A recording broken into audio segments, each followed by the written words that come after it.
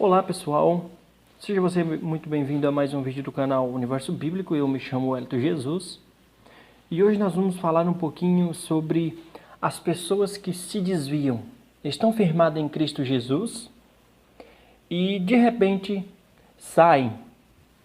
Qual é a causa maior, o princípio maior delas saírem de dentro da casa do Senhor? Hoje nós vamos tratar um pouquinho sobre este assunto. Se você está chegando novo agora no canal, peço a você que me dê essa chance, se inscreva no canal, ative o sininho da notificação e você receberá diversos outros conteúdos como estes. Bem pessoal, eu quero contar aqui primeiro uma história, um testemunho. Como eu estou nas redes sociais, Instagram, e eu converso com bastante pessoas, então eu estou nessa minha nova jornada de manter este canal, de estudar para manter este canal. Vem jovens pedir orientação, perguntar alguma coisa lá no privado. E veio um jovem que me chamou muita atenção e eu até perguntei se eu podia colocar a história dele no ar. Não vou identificar por questão ética, uma vez que eu estou em um veículo de comunicação tão vasto que abrange muitas pessoas, que é o YouTube, então não vou identificá-lo só, que nem diz o outro. Eu vou contar apenas o milagre e não vou falar o santo. Mas esse jovem, ele contou um testemunho para mim, que ele nasceu evangélico, nasceu no meio de família evangélica, os pais dele eram evangélicos, passaram a ser evangélicos, tiveram ele, e ele passou a ser, nasceu no berço evangélico e cresceu sendo evangélico, numa denominada instituição cristã. E quando chegou num determinado tempo, contando ele, que começou a acontecer alguns problemas com ele. Problemas... Eu não vou falar o tipo de problema que aconteceu com ele, porque até mesmo porque ele não me identificou esse tipo de problema. Ele só intitulou que ele tem uma certa dificuldade. E essa dificuldade atrapalha ele de ser evangélico. Mas eu já tenho mais ou menos ideia pelo que ele me falou. Mas entre chutar e errar eu prefiro não dizer, mas alguma dificuldade que ele tinha e que lhe impedia de se encaixar no cristianismo. Então um pastor, e é esse o verdadeiro sentido que nós vamos ver aqui hoje, um pastor foi e usou a Bíblia não para orientá-lo, mas para atacá-lo, o que fez com que ele saísse do evangelho, fosse para o mundo secular, e lá no mundo secular, sabe, esta dificuldade que ele tinha de não aceitação ao cristianismo, de não aceitação dentro da igreja, que até as pessoas olhavam para ele de uma forma pejorativa. Olhar normal, todo mundo olha, mas olhar, sabe aquele olhar de julgamento, aquele olhar que você, se você não é cristão evangélico, mas vai em uma determinada igreja e lá você é estranho, os crentes lá, os evangélicos lá vão te olhar. Mas eles não vão te olhar de uma forma pejorativa, te julgando. Mas quando ele disse que toda vez que ele vai, até mesmo hoje, vai para uma igreja evangélica, todo mundo fica julgando ele com um olhar pejorativo, por causa desta condição que ele tem. Vejam só. E este pastor X foi e usou a Bíblia para atacar e acusar o pecado dele. O que é que eu falo nos meus vídeos aí no meu canal? O que é que eu digo? Gente, quando vocês forem pregar e orientar alguém, principalmente você, líder de jovem, você, pastor, eu não sou pastor. Quem sou eu para passar discipulação para um pastor? Quem sou eu? Eu não sou ninguém. Mas por gentileza, por favor, por tudo que há de mais sagrado, eu te rogo, use a Bíblia para apresentar a lei de Deus. Deixa que a lei de Deus acusa o pecado deste rapaz, deste jovem, desta pessoa, desta mulher, desta criança, deste quem quer que seja ele. Porque a partir do momento que você usa a Bíblia Sagrada para acusar ele, dizendo que tá certo, a prática dele errada é, Mas você não pode, de certa forma, chegar de uma vez de frente. Você não pode. Por que você não pode? Porque aquela pessoa, ela tem um sistema psicológico, ela tem um sistema físico que, a partir do momento que você abala o sistema psicológico, o sistema físico também vem abaixo, porque a pessoa não se sente com vontade de fazer nada. Você se magoa, você tem o seu psicológico fraco, eu tenho um psicológico, cada um tem um. O que é óbvio para mim, eu não vou querer que é óbvio para o outro. Se eu tenho facilidade em aprender línguas, se eu tenho facilidade em aprender matemática, eu não vou querer que o outro também tenha esta mesma facilidade que eu. Por isso que eu digo, quando você for pregar para alguém que tem pouco conhecimento do Evangelho e que tem uma prática que você julga esta prática errada, julga para você, não vá apontar para ele. Você não deve jamais pegar a Bíblia. Você vai lá, abre a Bíblia para mostrar para ele que a prática dele, sem mais nem menos. Você não pode fazer isso, você tem que pregar o Evangelho e deixar que a Bíblia Sagrada faça isso por ele. A não ser que você seja um amigo dele, a não ser que o próprio jovem venha até você e peça orientação sobre aquilo, você vai e mostra, mas jamais, jamais procure você, esse jovem, por livre e espontânea vontade, que foi o que o pastor fez. Pegou aquele jovem e mostrou para ele que aquela prática dele estava errada e que ele ia para o inferno sobre isso. Ele saiu excomungando o pastor. Ele estava até tentando se largar, ele estava até tentando, se esforçando, mas ele saiu excomungando o pastor, foi para o mundo secular, e agora que o Espírito Santo de Deus está tentando trazê-lo de volta, está tentando, e eu não o culpo por ele sair.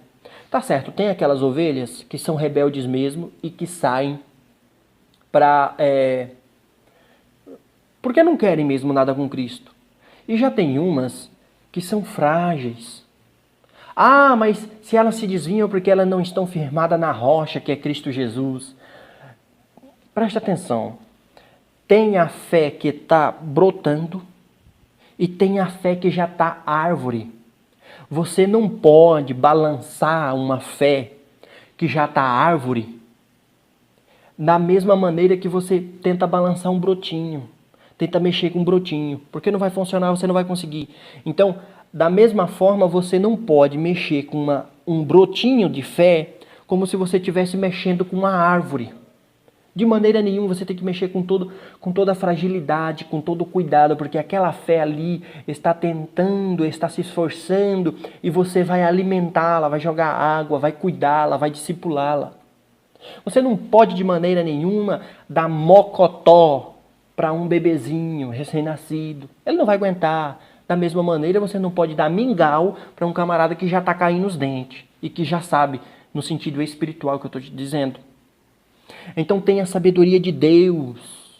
Tenha sabedoria de Deus. Não se preocupe que tem pessoas que saem do nosso meio, porque a própria palavra diz que se saíram do nosso meio é porque não eram de nós. Outra coisa também que faz desviar gente, que o evangelho hoje está banalizado e as pessoas ficam procurando igrejas. Eu não julgo. Sabe por que eu não julgo essas pessoas que ficam procurando igrejas? Por causa dessa situação aqui, ó. Por exemplo, eu coloco um jugo em cima daquela pessoa, um jugo que nem eu gostaria de carregar. E acontece muito, você mesmo sabe disso, você sabe disso, que acontece um jugo, eles colocam um jugo que nem a própria pessoa gostaria de carregar. Por exemplo, eu vou citar aqui um exemplo clássico. Tenho eu a minha esposa. Só que a minha esposa, geneticamente, ela não, vamos dizer assim, não nasce cabelo nas pernas. E eu sei que tem algumas igrejas que não deixam as mulheres, ou melhor, pregam que as mulheres não devem raspar as pernas. Mas daí eu tenho a minha esposa lá, toda bela, bonita, que hormonialmente não nasce cabelo nas pernas. Todos nós sabemos. Mas aí o irmãozinho lá tem uma esposa que nasce cabelo nas pernas até demais. E uma mulher, o psicológico de uma mulher é científico. Se o cabelo começa a cair, o psicológico da mulher vai abaixo. Se qualquer coisa na beleza da mulher vai abaixo, uma mulher psicologicamente, nessas condições, ela não vive bem. Ela precisa de Cristo, correto? Sei, eu sei. Mas o psicológico dela não precisa, não vive bem. Aí eu quero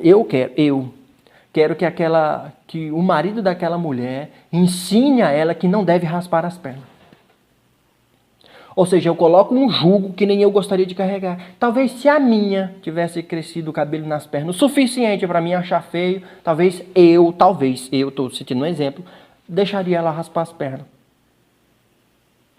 E sendo que eu estou pregando para o outro que o outro não pode. Como é que é isso? Acontece sim no nosso meio. Isso faz com que as pessoas fiquem procurando lugar, procurando igreja, procurando... O grande problema é, antigamente, quando acontecia isso, o problema estava em mim, o problema estava na pessoa que estava procurando igreja. Mas hoje não. O problema está em mim, mas também está na igreja. Eu ouço várias mensagens, leio vários comentários de grandes homens de Deus. Sim, está na igreja, tem gente, então tem problema. A igreja é composta de gentes com problemáticas, de gente doentes. Cristo não veio para os saudáveis, Cristo veio para os doentes. Então por que essas pessoas elas se desviam, se abatem na fé justamente por causa de nós mesmos? Você sabe o que é missão?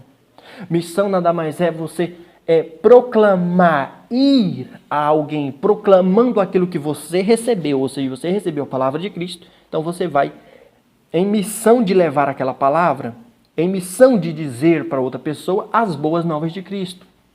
E você vai zelar. Quer ver o que Jesus diz no livro de Mateus, capítulo 18, 11 a 14? Jesus diz, olha, o Filho do Homem veio para salvar os que estavam perdidos. Esse texto também continua dizendo que um contexto de que um pastor tem 100 ovelhas, uma se desgarra, ele deixa as 99 no aprisco, vai à procura pelos montes da ovelha desgarrada, acha ela, se porventura acha ela, trata dela, coloca no ombro e traz, sentindo maior prazer por aquela que ele achou desgarrada do que pelas 99 que deixou no aprisco. E aí, o que você tem dito para esta alma, o que você tem falado que tem magoado esta alma, é negligência sua. Esta alma que saiu de dentro da igreja por causa de um comentário seu, por causa que você recebeu a oportunidade para pregar e pregou aquela mensagem naquele dia, não porque Deus te inspirou, mas porque não porque Deus te inspirou, mas porque você julgou ser a certa para acusar o pecado daquela pessoa. Por que as pessoas hoje, já viu aquele ditado que gato escaldado tem medo? Gato escaldado de água quente tem medo de água fria? Por que cresceu muito isso no nosso meio? Antigamente, meu Deus do céu, eu aceitei Jesus com 16 anos de idade, eu saía dos cultos jovens, o pregador descia a lenha, falava a verdade, falava mesmo, com veemência, com unção, com autoridade do Espírito Santo. Todo mundo, de criança a adulto, saía dizendo, meu Deus, como Deus falou conosco nos nossos corações hoje. Hoje, sabe o que saem dizendo? Usou a palavra para me atacar, usou a palavra para atacar fulano de tal, usou a palavra porque sabia do pecado de fulano de tal. Por que acontece isso? Porque você que é pregador está negligenciando, não bate o joelho no chão uma hora sequer para Deus te revelar uma palavra para você pregar na igreja. Você tem que orar pedindo o que é que Deus quer falar com a igreja para que você não use a palavra para atacar. Muitas vezes você já sentiu dentro do seu coração de pegar uma palavra, de ler uma palavra, só porque fulano estava no culto, porque aquele pecado é dele, então eu vou ler aquela palavra para atacar aquela pessoa. Você é culpado desta alma.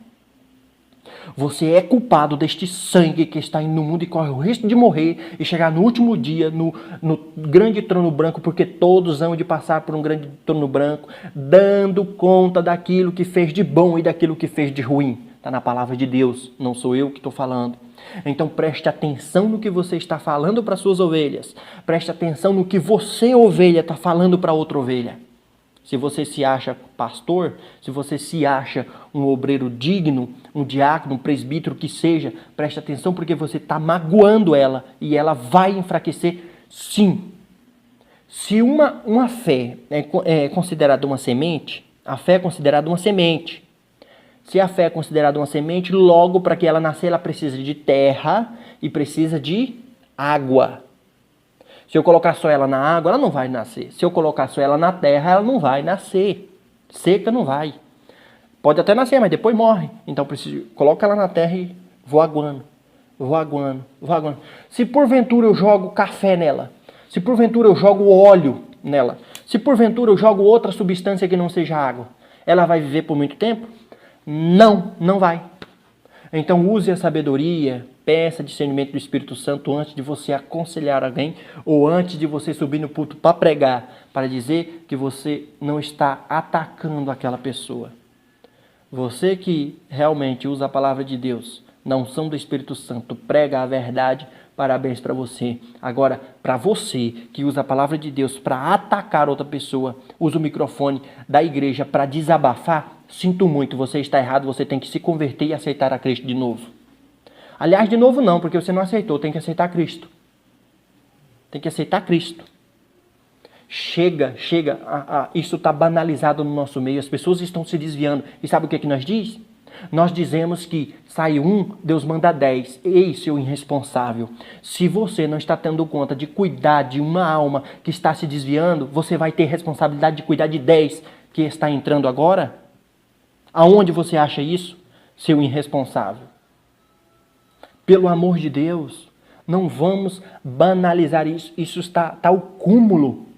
Muitas almas estão sendo lançadas no inferno, assim como os pastores também estão sendo lançados no inferno, por aquela vida, porque vai pagar com seu próprio sangue o sangue que foi derramado. O sangue que ele mesmo ajudou a desviar. Ah, não, vou aconselhar essa irmã, mas pelo amor de Deus, você tem que aconselhar esta alma 1 vez, 2 vezes, 30 vezes, 50 vezes, 1000 vezes. Se Cristo, que é Cristo, veio à terra com toda a paciência do mundo, pregou seu evangelho, apresentou, cuidou, curou, sarou. Quanto mais eu que não vou fazer isso. Quanto mais eu que não vou sentir amor por uma alma.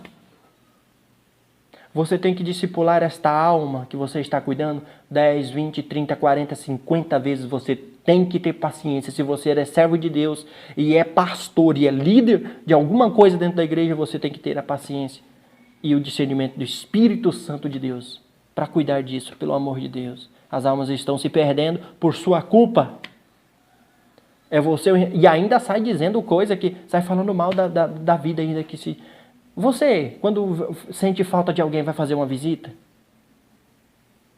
Ou quando você fica enfermo e ninguém vem te visitar, você fica ligando para o pastor, dizendo, ninguém veio me visitar. É você o papel, Deus te entregou na sua mão.